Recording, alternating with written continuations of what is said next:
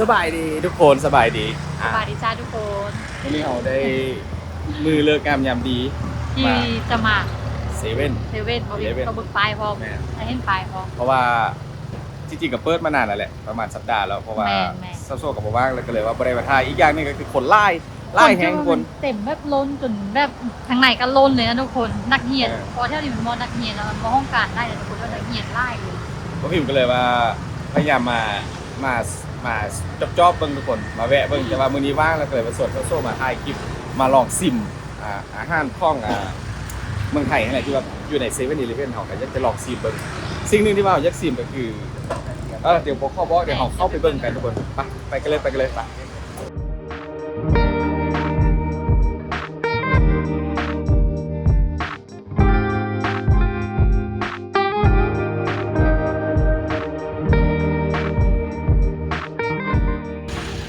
ทุกคนเข้าไปใน7-11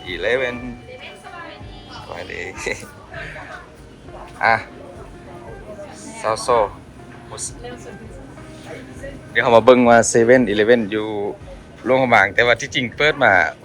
นี่ก็เกือบเป็นอาทิตย์แล้วแหละก็คือบ่ทันได้มาถ่ายนะทุกคนซาโซบ่ว่างหมดไปละซ่องท่านวางสินค้า คนเต็มทุกมือนะทุกคนเราก็เลยไม่ได้มาถ่ายแค่นั้นคือว่าวันนี้น่าจะว่างเนาะเครื่องก็ว่างไปหมดเลย เครื่องก็ว่างก็คือแบบเครื่องว่างนั่นแหละว่างซาโซนี่เป็นโซนขนมเด็ก ก็คือโซน5แนวกินนะทุกคน จะเดินซอกไปเรื่อยๆไป คือว่ามันก็ว่างไล่เลย นี่เป็นส่วนขนมปังก็ให้ไปไล่เลยทุกคนปรับแต่ว่ามื้อนี้เราจะมาซอกนี่ก็หมูแหนม แนว แหนมหมู ต้มก่อนต้มจิ๋วนะก็เลย จิว ต้มจิ๋ว เดี๋ยวพอทำสะดุดตากับอันน่ะมึกกรุบ แต่เพราะว่าน้องเทนคุณมากินแล้วนะทุกคนเลยน้องกินเผ็ดได้นะมากินหมึกกรุบรสเนื้อนะน้องเทนคุณ ไล่รถกันเลย ใหม่น่าจะเป็นซองใหญ่ขึ้นเดี๋ยวนี้มันซองน้อย 19,000กีบอ่ะเข้าไปแต่ละซอกแต่ละซอยมีประมาณเบิ่งสันหวานสินค้ามีประมาณ10กว่าถาดตัวนี้ก็เป็นพวกนมแล้วก็คอฟฟี่นะทุกคนช็อต ๆเป็นเครื่องปรุงลาบนะทุกคน ว่ามันน่าซื้อไปลองเลย นี่บอกกินไม่ใช่เห็นแต่เบอร์กันนี้แล้วมาน่ะน้ำพริกนรกดังๆแต่ช่วงนึงก็จะกินยูเซเว่นนะทุกคน น้ำพริกในโลก แม่น้ำพริกนรกเพราะว่าพริกแค่ทุกคน อ๋อจะเป็นพงพริกแต่ว่าอันนี้เราไปสามารถไปจิ้มเข้าได้เลยมั้ง มีไล่รส กินกับข้าวได้เลยกินกับผัก เข้ากินได้เลย โอเคน รกนี่อันหนึงจับไปเลยไหม เลยเนาะประมาณเท่าไหร่8,000กีบ แล้วก็มีบะหมี่ซิไม่มีแมงดา มี เอาแมงดาเบิ่ง แมงดา คือว่าหลักๆก็คือเป็นสินค้าจากไทยทั้งหมดเลยเนาะ มาในตู้จับอะไร ประมาณ2อย่างมีรสใหญ่แล้วก็รสแมงดา แมงดาแล้วก็น้ำพริกนรกนะทุกคนเอาไปลองชิมกับข้าวกันเดียว โอเค ซอกเบิ้งอีกตึงก่อน ไป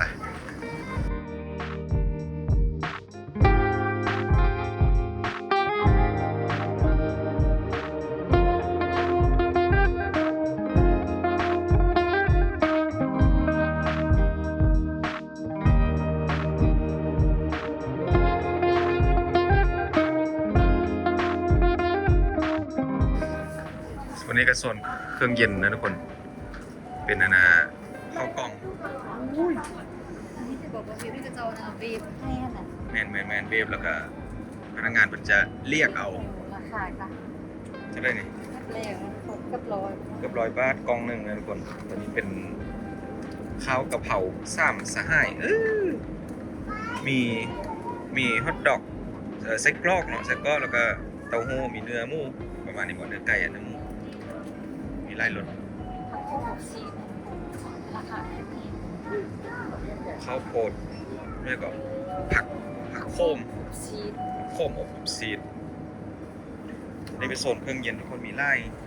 ยางนี่เป็นอาหารไทยเลยตัวนี้เป็นยังไง ต้องอย่าปรุงเลยบอกหินนี่นะแม่ได้มีปรุงอยู่ในนี้นะ อ๋อ อ้าวมีเยอะแยะซ้ำสิกินทุกคนอันนี้ หมูแดงเราเห็นบะหมี่เกี๊ยวหมูเด้งหมูแดง เดี๋ยวว่าพี่มาสะดุดตาโซ่บุคิดว่าจะมีไข่ต้มค่ายหรือไข่ลวกค่ายทุกคนถ้ากระโฮมีแบบนี้นะสินค้าไทยมีไข่ลวกทุกคนไข่ลวก เอาบ่ ว่ามันน่าคอยไว้เป็นคลิปหน้าแล้วกันคอยทยอยมาซิม เดี๋ยวซิมหมดแล้วมันจะปนๆ แมนซะก่อนโซ่หมูแนมหมูตัวนี้เห็นบอกโอ้อันนี้มัน ไม่บอก อ้าว แหนมตุ้มจิ๋วไม่เล่าตัวนี้แหละ เบิ่งอ๋อมันจะเป็นลูกเล็กๆกินได้เลยวะหรือต้องไปเห็นมันสุกก่อน กินเลย เอาดี ไหนลอกเปลือกแล้วกินเลยก็จะบอก ๆพร้อมรับประทานอ๋อเขาเขียนว่าพร้อมรับประทาน อันนี้แบบแหนมแบบสไลด์แดง เอาเรื่องราคาด้วย สาวเป็ดค่ะ แล้วก็ไม่ได้แพงนะทุกคน แต่ตัวยาวเนี่ยกับแพงนะ เดี๋ยวจะเอาตัวได้ไปซิม ตัวนี้เนี่ยเอา โอเค ตัวนี้เนี่ยเอา แหนมจิ้วนี่ก็เป็นพวกไส้กรอกฮอทดอกนะทุกคนนี่อยากลองแห้งเลยพวกนี้นะเป็นขนมปังชีสที่แบบโอ้โหมันจะเป็นคือกับหน้าปกนี้เลยบอกนี่ซองเลยบอกตอนในลุ้น แต่ว่าสิ่งที่ค่ายดีก็คือพวกน้ำพวกเซเลมปี้น้ำเลยนะ แต่ว่า เย็นนี่คือว่า แมนเขาจะบอกกินเท่านั้น แม่หมดตลอด อาจจะซิมเหมือนพวกกันห้องข่าวกันก่อนตอนนี้ก็ไปโซนน้ำนะทุกคนเครื่องดื่มเย็นๆส่วนแรกกับเด็กๆจะมาจัดการก่อนเป็นได้กดเป็นแล้วบ่กดเป็นแล้ว ก็มีครบทุกอย่างแหละตามเซเว่น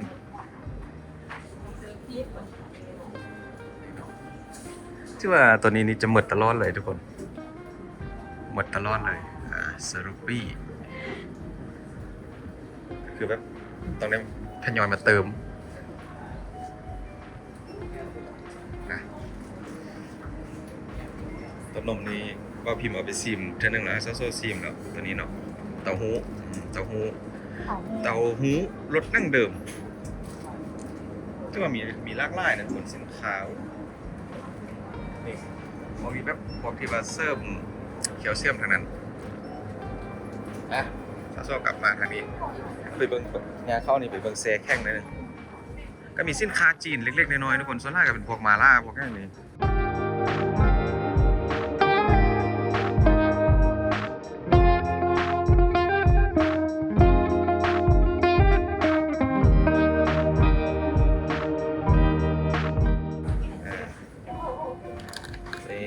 น่ากินแฮงลูกเกดเพราะพิมพ์คิดว่าเม่นอันนี่ก็มักองุ่นบอกคิดว่าเป็นองุ่นอบแห้งแม่นวะ ก็น่าจะเป็นองุ่นนะ เป็นบอกทุกคนลูกเกดนี่เป็นองุ่นอบแห้ง เพราะว่าเวลาเข้ามาใส่แพ็กเกจตัวนี้แล้วมันก็จะเปลี่ยนชื่อนี่โซเดี๋ยวเราจะต้องได้ทยอยทำคลิปไปทีละอย่างถ้าว่าเมื่อได้เขาไปได้ครัว ประเภทมีนะทุกคน ถ้าว่าอีพีได้เขาไปได้ครัวเขาก็จะมาซองอาหารอยู่ตามเซเว่นนี้กินเอาไปกินแนวที่บ่เคยกินนะทุกคนโอ้โห ขอแค่หน่อยนะจะเป็นซ่องอันนี้บอกเป็นบ้านเอาบงอันนี้นี่ ตัวนี้คล้ายๆจะเป็นแบบเกาหลีผสมไทยบ่ ต้องไข่แท้แล้วค่ะ กันแหละแต่ว่านี่ไม่บอกซองไว้ไงนะ รู้ว่าน่ากินเลยเราก็ต้องเอาไปลอง หรือว่าต่อไปเฮ็ดมาม่าบ่แม่นบอกเป็นยี่ห้อยซะAmazing Thailand เอามีรถใหม่ทุกคน เดี๋ยวเราจะต้องเอาไปเฮ็ดให้มันเหมือนหน้าสองแล้วแบรนด์ใหม่ โปรโมทเต็มที่ มาเบิ่งโซนเครื่องดื่มทุกคนแซ่เย็นๆส่วนนั้นบ่ไปเด้อมันมีอัน สักนิ้ว มันมีแอร์ มูมันไม่ยังมูดูมันมียังอยู่ในมูเลยมูแต่บางหมด ส่วนนี้บ่พิมพ์เคยมาเยี่ยมทีนึงล่ะนี่ก็หมดทุกคนแต่ว่าบ่ฮู้ว่าแม่นเครื่องดื่มประเภทใดมันหมดตลอดนะ นี่ก็บ่มี มันจะหมดจะว่างมันอีกเปิดมาคือสัปดาห์นึงละตั้งแต่วันที่6ไม่นละแหละประมาณสัปดาห์นึงให้เลยส่วนแรกก็เป็นเด็กๆนะทุกคนเด็กๆไปย่างเข้าไปเบิ่งกันหมูสไลด์ไปเบิ่งราคาแซ่ นี่ก็เป็นขนมขบเคี้ยวของกินลิ้นยุดตูแซขอทางนี้อย่าเบิ่งราคาหมูสไลด์นี่คนเป็นของ CP เลยเบิ่งเปรียบเทียบในหนึ่งราคาเป็นออกไส้ตันหมูสไลด์โอ้ราคาก็จะนะ ราคานี้แบบดูแบบ CP นะบอล แม่น CP เข้ามาดูแซ่เย็นแต่ว่าตัวนี้จะว่างไล่เลยทุกคน กับเผาไก่ เกี๊ยวเกี๊ยวน้ำหมู เก่งเขี้ยวว่านจะมี ที่ว่าประเภทนี้ที่ว่ามันให้ไปเลยน่าจะหมด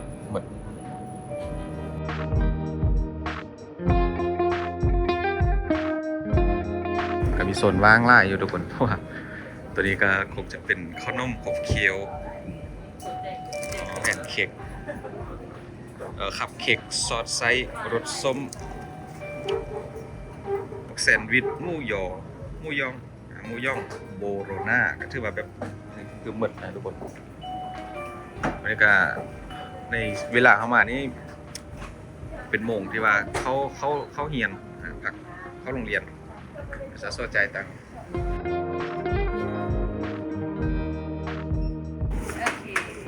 แต่จุดที่ว่าว่างนี่คือแบบสินค้ามันหมดไปนะ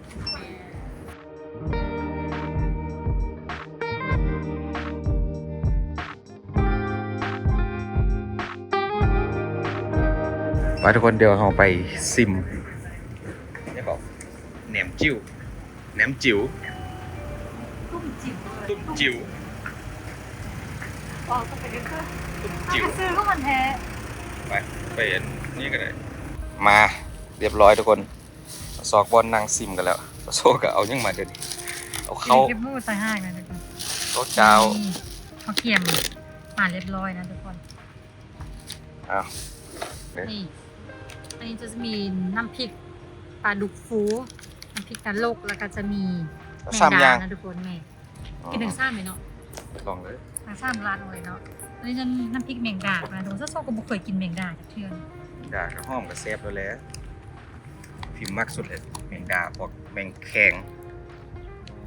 อ้าวโปะมาโซนี้เป็นแมงดา เดี๋ยวซอเหมือนงบเท่าไหร่ซ้ำนี้1 2 3 4 5อย่าง เกือบร้อยกว่าบ้านนะทุกคน รอยกระบาก็ถือว่าคุ้มนะแต่หลายอย่าง แกะแทนละ10แทนแล้วเนาะย่าน10 เฝ้าเด้อจะเฝ้าทีเด้อ ปลาดุกฟูเอาจะโซ่ปะไว้นี่ก่อน โซ่บ่ต้องลาดเลยนะโน้ที่จริงต้องเอาบ่วงตักซิมกินบ่หมดเพราะเฮาซิมซื่อ กินเลยนะ ๆเอา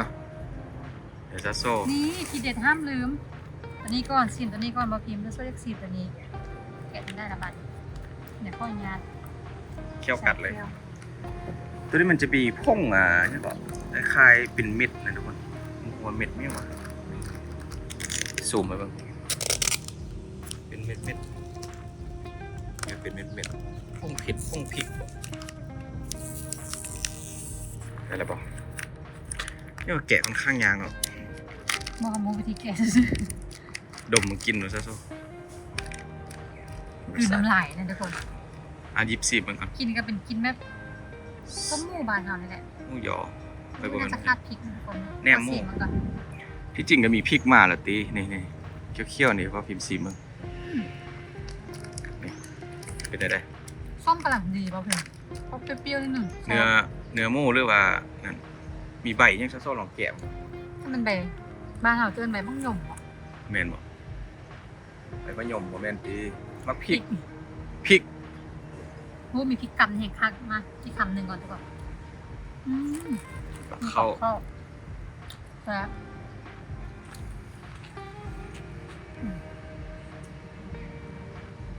นะลองน้ำพริกอันแมงดาดู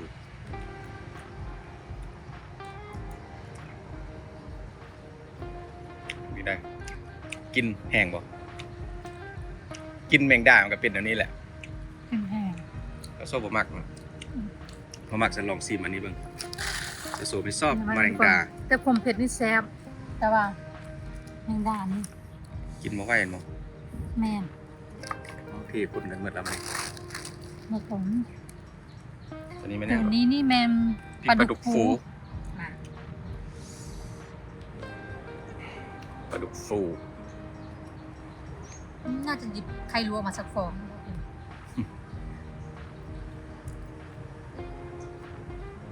ยังไง แซ่บเหรอ ครับ เผ็ดเค็มจาง ผม นัว เผ็ดนี่พอดี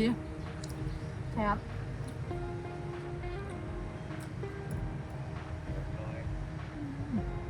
อันนี้ได้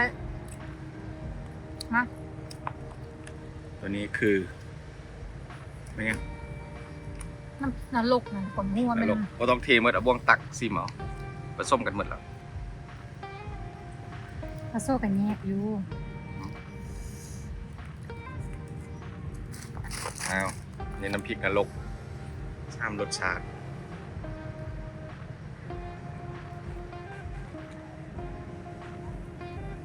ในรกใครบอก เด็กผมเผ็ดกลัวปลาดุกกลัวแต่คล้ายๆกับ แต่ว่าแซ่บ เข้มข้นกว่า แม่นเป็นที่ใจทุกคนแซ่บได้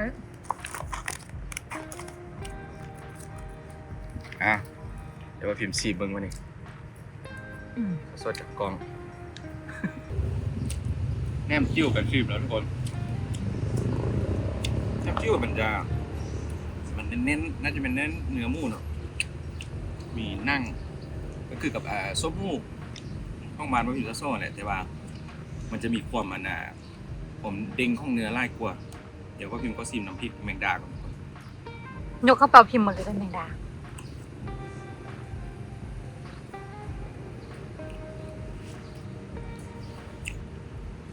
ร สชาติตามห้า แต่สำหรับโซ่บูฮูกันเป็นอันบ่เคยกินบอกว่ากินมันบ่ได้นะทุกคน แมงดาเนี่ยมันจะกินเป็นเอกลักษณ์อยู่แล้วตอน บ่ได้มากก็ถือว่าห่อมันบ่สำหรับโซ่นี่ถือว่าคิว คือตอนยังน้อยตอนเป็นเด็กอะแบบกินตลอดทุกคน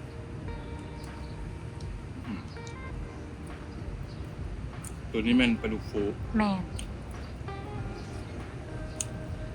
แมงดาที่ว่าผ่านลอยเลย มันจะมีความเผ็ดแล้วก็หอมกินแมงดานี่สัดเจนมีความหวานอ่อนๆมาปลาดุกฟู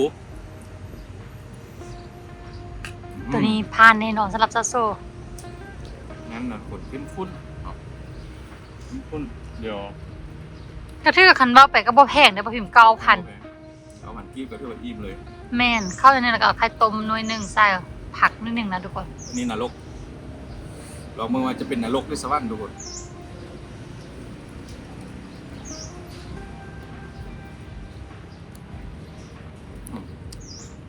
คล้ายปลาดุกฟูกับเจ้าตัว แม่น ตอนแนมเขาเป็นมักแมงดาด้วย แมงดายกให้เบาพิมพ์เลย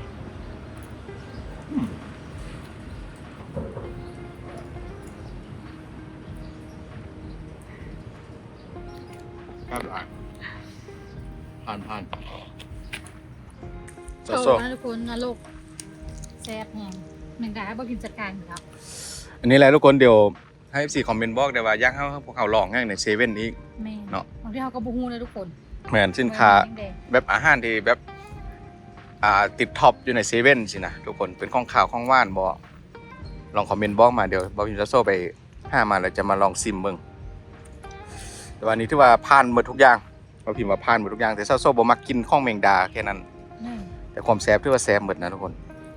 นี่ก็แล้วแต่ความมักเพราะว่าแมงดามันก็กินค่อนข้างส่วนมีหลายคนก็บ่มักคือกัน แต่ว่าพิมมักที่สุด ยังทุกคนตัวนี้น้ำตัวนี้นะบางโซ่ซอกยากนะเพราะว่าบ่มีนะห้าก็เคยเห็น โซดามะนาว ไม่ใช่มะนาวแต่ว่าเป็นซุ่มแขวนะบ่พิม อ๋อบ่มี แคลอรี่กินได้นะ มีแต่แอลขอบคุณหลายๆทุกคน เพราะว่าที่จริงก็ตั้งใจอยากจะมาถ่ายตอนเปิดเลยเอามาบ่ได้มาคนหลายตั้งแต่เช้าทุกคน รถติดที่ว่าแต่เช้าจำแรงตั้งแต่3-4 มื้อเลยแต่เปิดมาทำไมดูรถก็ติดทุกคนก็ไล่คนแน่นมาแน่น มันแออัดเลยนะเข้าไปในเซเว่นคือบ่ได้เลย เพราะว่ามันจะเริ่มพอนมาหลังจากอาทิตย์หนึ่งสัปดาห์ผ่านมาแต่ก็โซ่ๆยังบ่ว่างเด้มื้อนี้ก็เลยว่าเฮา ตั้งใจแท้ๆแล้วมื้อนี้ทุกคนตั้งใจมาแท้ๆแล้ว ได้ซิมส้มใจแล้วกับแหนมจิ้วแล้วก็น้ำพริก3 รสชาตินะทุกคนแซ่บแฮงพร้อมกับนำนี่ก่อน โซดา สุด